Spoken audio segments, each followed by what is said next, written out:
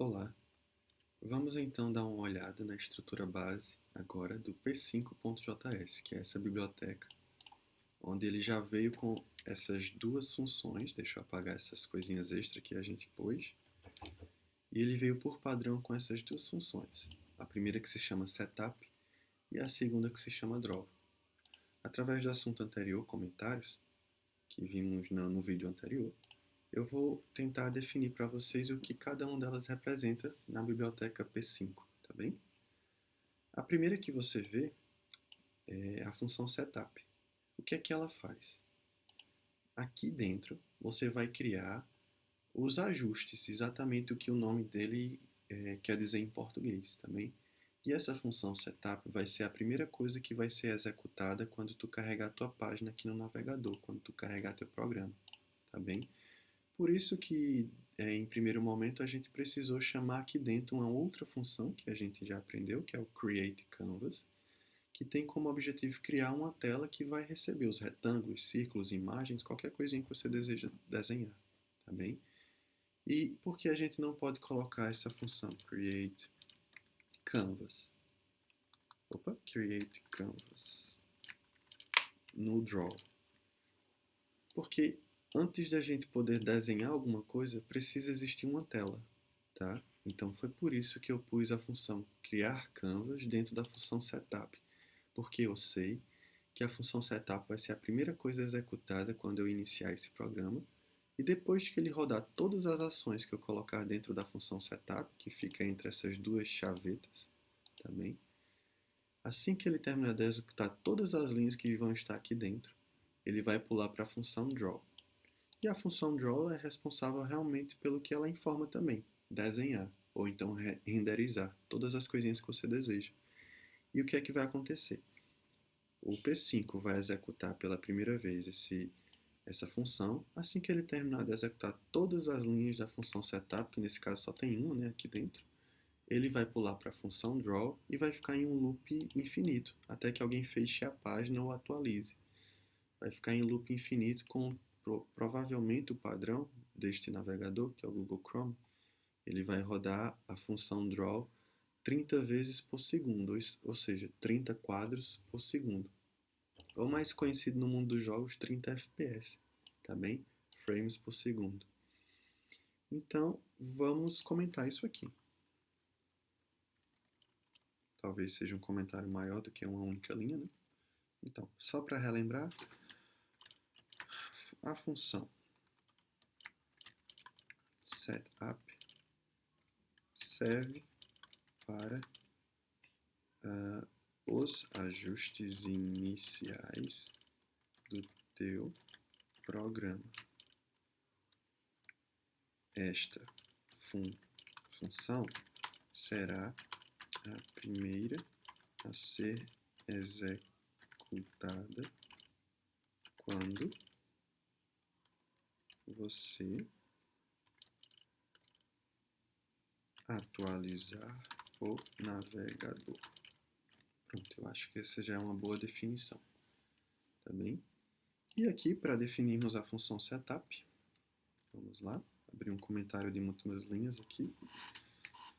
A função draw, né? Eu falei setup mais uma vez. A função draw serve para desenhar todos os elementos que você deseja criar em um loop infinito. Fim. E é isso. Para que servem essas duas funções, tá bem? Então, vamos fazer o teste que estava antes. Eu já criei uma tela, vou salvar, mas eu não pus uma cor de fundo.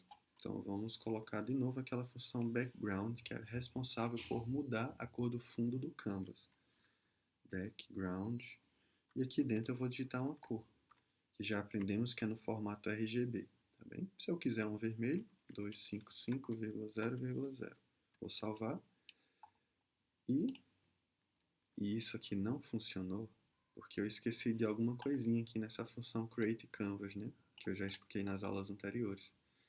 Eu esqueci de colocar dois números aqui dentro, que vão representar primeiro o comprimento e depois a altura dessa tela, desse canvas que eu desejo desenhar as coisinhas dentro.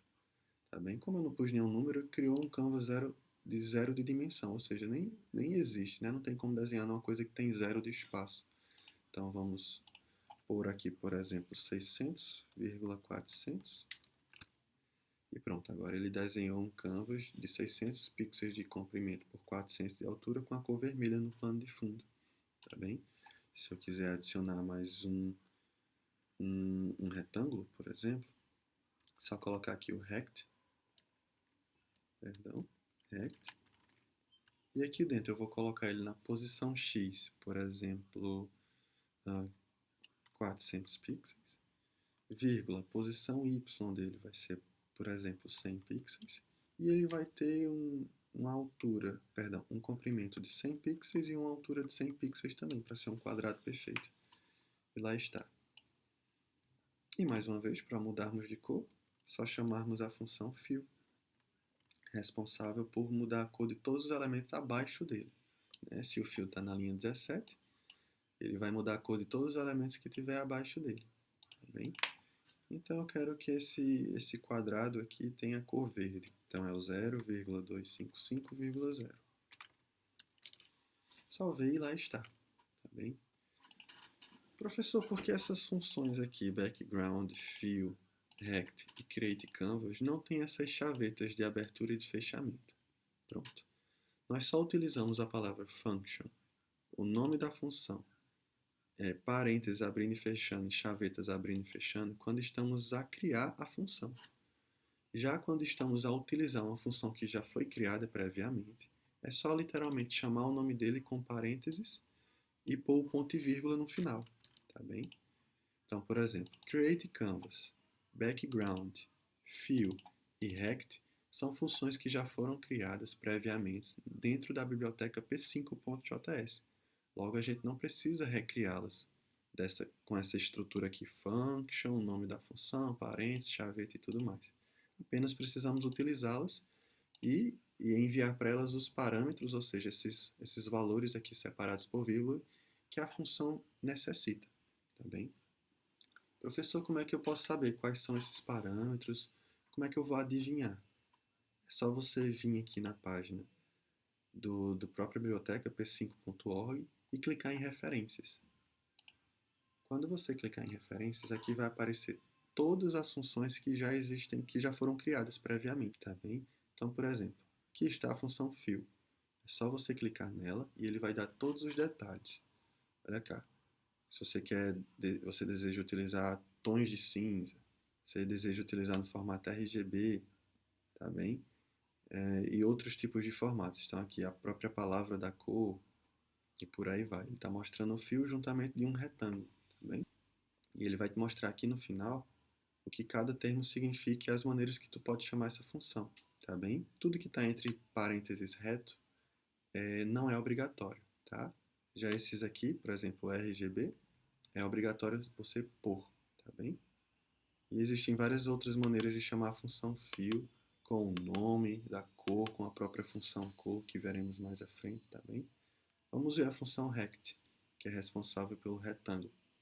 Olha aqui, ó, shapes, né? Aqui, ó, rect. Se você quer saber para que ele significa, as maneiras diferentes de usar ele, cá está. Aqui, ó, tem um rect, ele está localizado na posição 30, 20, né? X 30, 20Y.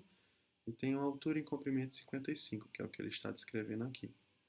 Aqui tem como criar um retângulo com bordas arredondadas individualmente. E aqui ele descreve o que cada um serve. O que cada um serve também. Cada númerozinho, ou seja, cada parâmetro. Olha aqui, várias maneiras de você chamar a função rect. Aqui está os 4 números obrigatórios que a gente sempre digita, podem ser 3 também, no caso de um quadrado, tá? E aqui com parênteses retos são as coisas que não são obrigatórias, tá bem? E aqui ele explica cada um deles. O que o x significa é a coordenada x do retângulo. O y a coordenada y. O w é o comprimento do retângulo. O h a altura. E aqui ele vai explicar os outros que também não são obrigatórios de pôr, é opcional, tá bem? E aí você escolhe. E por aí vai. Através dessa página referências, você vai perceber que existem milhares e milhares de funções que já foram previamente criadas para vocês utilizarem, tá bem? E vocês, caso vocês tenham dúvidas, se já existe uma função específica que escreve um texto na tela, um círculo, muda de cor, que pega, por exemplo, a tecla que foi clicada no seu teclado, caso você queira fazer um jogo, por exemplo. Se o mouse foi clicado, onde é que o mouse está, e tudo isso existe aqui já pré-feito, e você não precisa se preocupar em criar, mas apenas em usar, tá bem?